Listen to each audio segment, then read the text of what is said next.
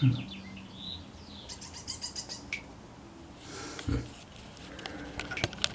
are lively this morning.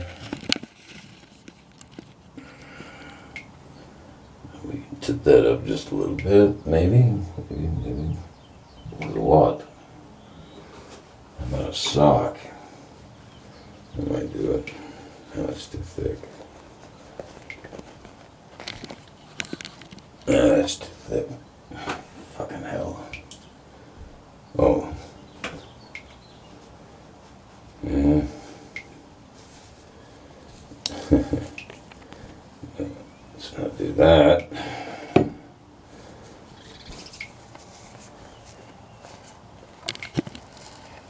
Sometimes these little experiments might be a bit awkward in their execution.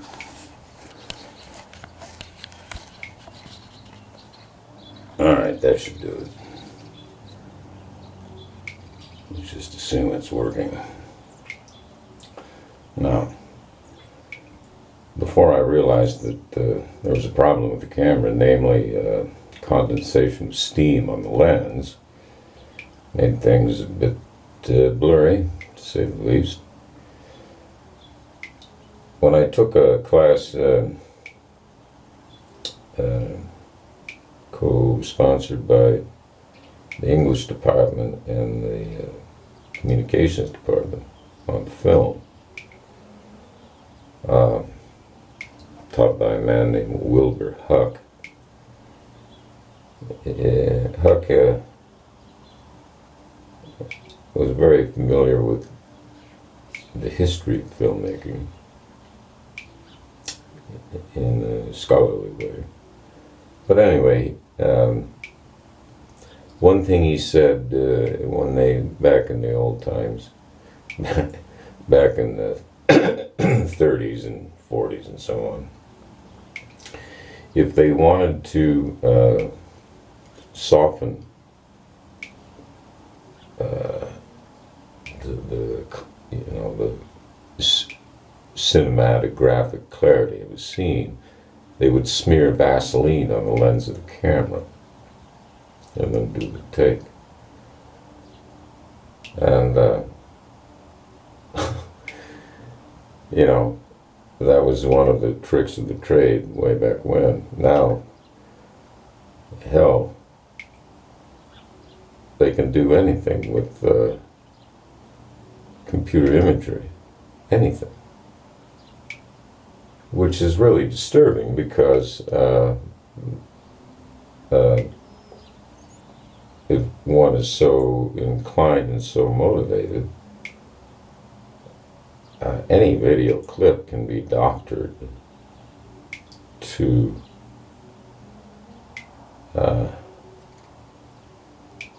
propagandistic advantage. And so it has been done several times already now by politicians, no less, with their sleek campaign ads they paid millions of dollars for on television.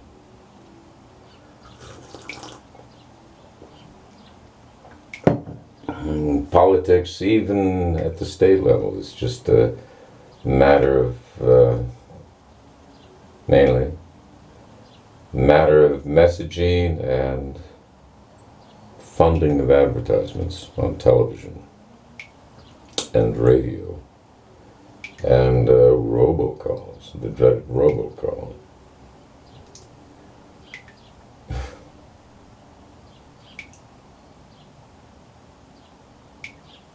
Yeah, the digital age has brought about a very significant social revolution for one thing, economic revolution for another, and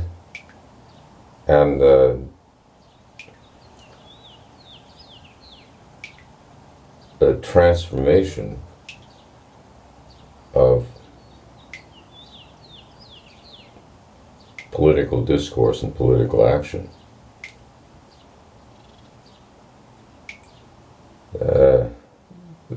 The digital age personal computer plus the internet.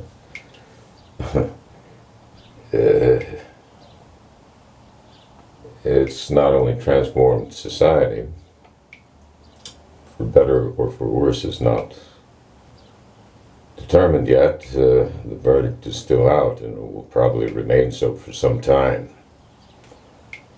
In fact, as the years progress, it'll probably become more and more ambiguous as to which is which, whether life in general has become better or whether it has become worse. Time will tell.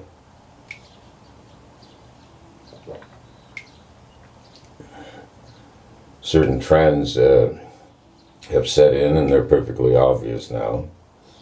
And the worst of them being mass murder by one or two gunmen. And some of these mass murders take place in schools, and the first one of horrific scale was in Columbine, in Colorado.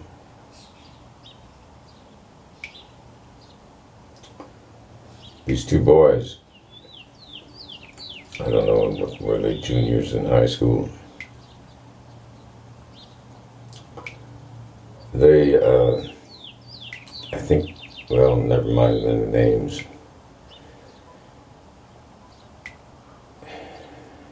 They were your typical fuck-offs. You know, they play video games rather than do their schoolwork. And they developed a bond between them for being outcasts. They weren't into sports, they weren't into academics, they weren't into anything except their own screwy fantasies, augmented by video games and the alluring access of their parents' weapons kept at home.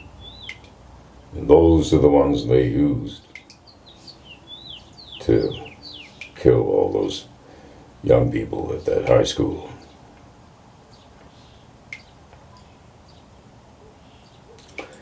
And the same thing, the same situation occurred. That massacre of grade school children in Connecticut.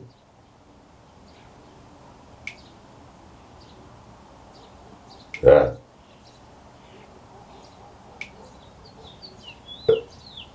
unspeakably disturbed young man, apparently an only child, whose mother was single and who had guns in her house. He took one of those, or several of those weapons, went to that grade school and did his worst. And now he's still in federal prison for life. And I expect the psychiatrists there are still studying and trying to figure out why he went berserk. Of course, with each one of those mass murderers, it's always a different story, which starts from the time they were born. Sometimes months before the time they were born, when their mother was maybe not the most careful mother, you know, and mother-to-be, they have to forgo alcohol, they have to forgo tobacco. In fact, the thought of most things makes them sick, and they're throwing up all the time, morning sickness. That's the whole purpose. I suppose it's evolutionary development to ensure that the unborn child will be least affected by the ambient substances in the environment. Of course, nowadays, with the superabundance of drugs and alcohol, and you know what? I hate that division, which is a false division. Alcohol is a drug just like any other. It's a chemical, just like any other. It's just classified differently. It happens to be legal. It happens to be taxed, and so on. There's so many arbitrary goddamn laws. And the crafting of these laws is so fucking arbitrary, sometimes it's utterly sickening. And that's how it's always been. Just absolutely arbitrary.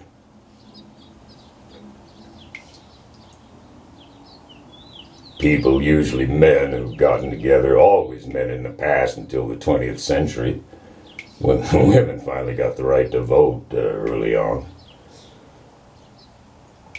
They were thrown in jail for demonstrations back in that era, in England as well as in America. Fucking hell, women had it hard back then. But they finally got the right to vote, and then they voted in prohibition. That was a mistake.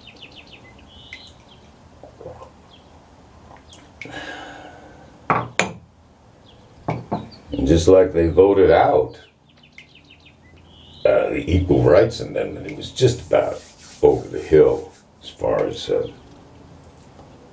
validation from the various state legislators. Just about over the hill. Not quite. Thanks to Phyllis Schlafly, whatever. This lady attorney from Utah who spoke the generally accepted line of what women ought to do with most of their time, that is, raise children. Utah Mormon type. Although she personally, of course, had gone to law school and, you know, began a law practice or wherever, whatever. I don't know much about her, but she she jumped into the fray on that thing and she stopped it.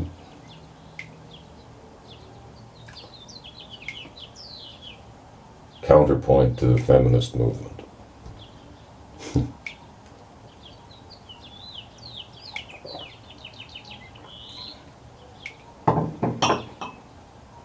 To me and plenty of others, progressive types, ones who either disregard religion altogether or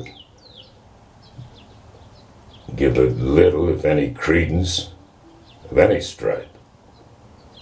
Christianity, Islam, Judaism, Buddhism, they all have one thing in common, and that is the notion of the afterlife, which is bunk. Afterlife, it's a notion for children.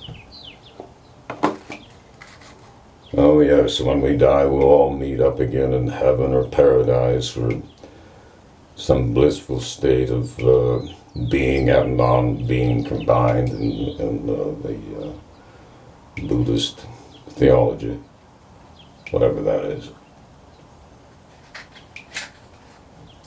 And all these systems of thought, which is what they are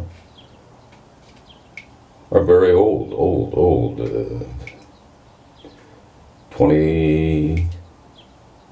2,000, 2,500, 3,000 years ago. And the human beings are still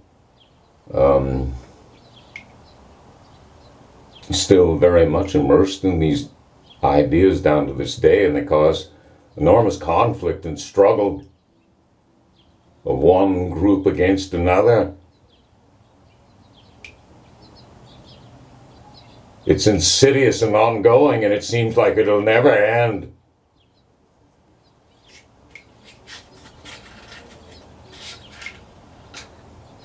This disuniformity of belief is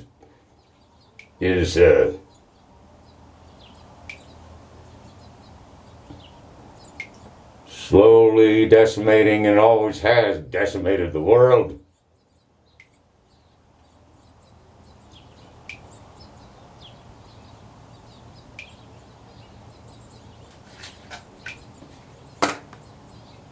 If, this is an enormous if everyone on earth just simply stopped thinking about religion altogether, dismissed any sort of religious thought from their mind, particularly the one of afterlife,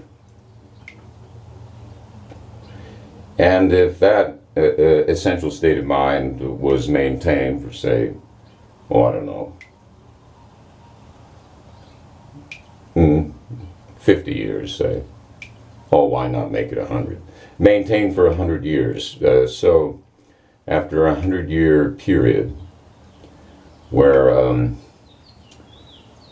the presence and practice of religion have become non-existent, wars would be fought only over economic issues of natural resources, probably.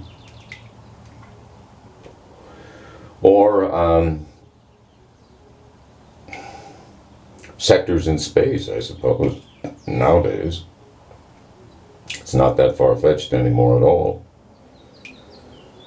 Now, Reagan's so-called Star Wars program, his notion of having orbiting satellites with laser capability of disarming intercontinental ballistic missiles, for example.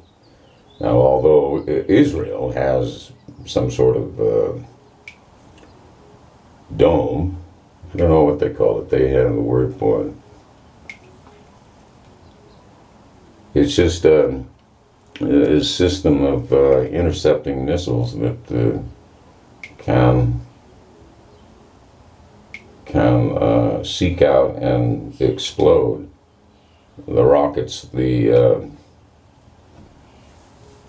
Hamas people are sending over into Israel from West Bank, which of course the Israelis have walled off and have all the Palestinians in prison. They have plenty of reason to harass the fucking Israelis. I mean, basically the Palestinians live in an enormous prison camp. That's all it is, really. They barely get enough money to fill their bellies every day, and some of them don't even do that, I'd expect.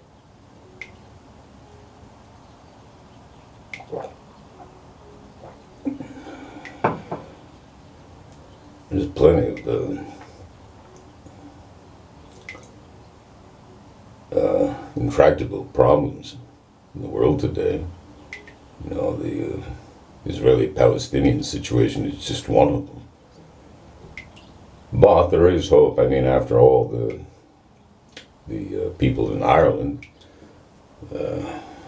Protestants and the Catholics, they married. They didn't marry, but they managed to bury the hatchet, at least for a time. That was something.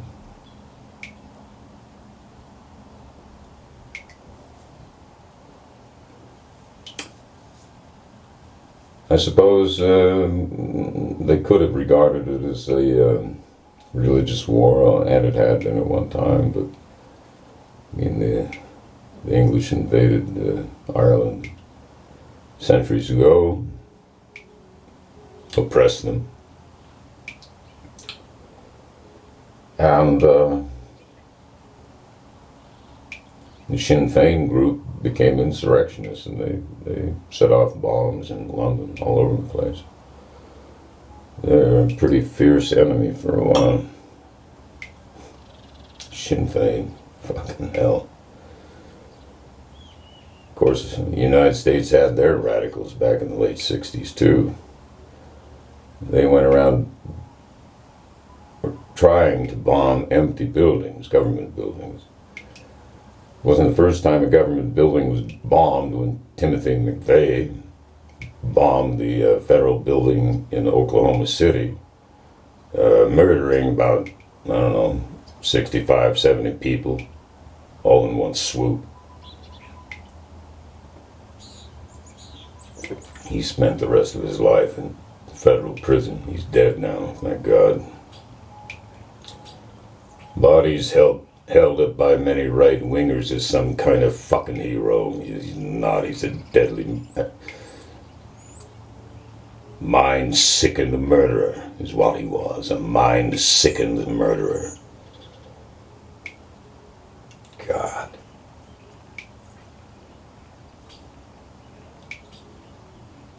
You know, all these, any criminal, particularly the mass murderers and the serial murderers and so on, those people must have had a horrendous childhood. God knows what happened to them for them to turn out like that.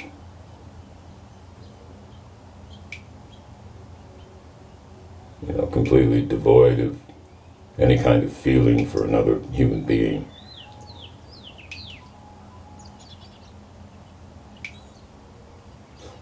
Could have happened to them, you know. I don't know. There are case files upon case files of these people, and I'm sure the psychologists and the psychiatrists had a pretty good idea what ingredients, you might say, go into the formative years of a mass or a serial killer.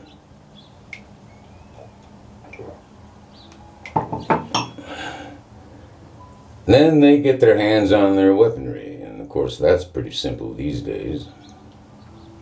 That's the huge problem.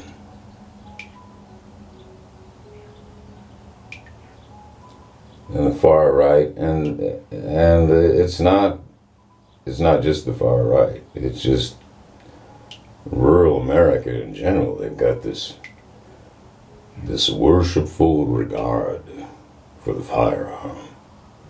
Worshipful regard.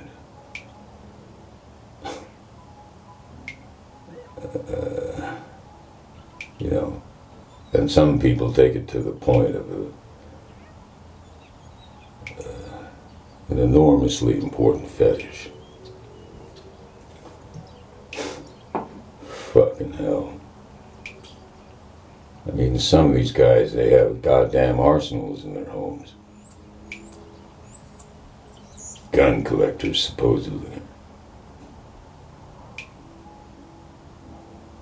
They're all paramilitary, would-be right-wing enforcers of a new society. Just like the fucking Taliban. If they ever got into power, that's what they'd be like. You're going to practice Christianity and you're going to do it right or we're going to kill you. That's their brand of Christianity. It's pretty sickening, isn't it?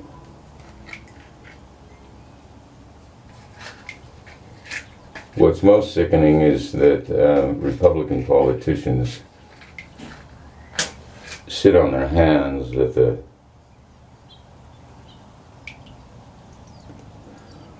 sorrowful look and prayers on their lips that they've uttered many, many times before. To no effect, of course. That's all we get from Republicans is their cherished hopes and prayers, which mean nothing. Entrez-vous, s'il vous plaît. Yeah. What are you doing? Oh, making a movie. Oh. 下午你怎么？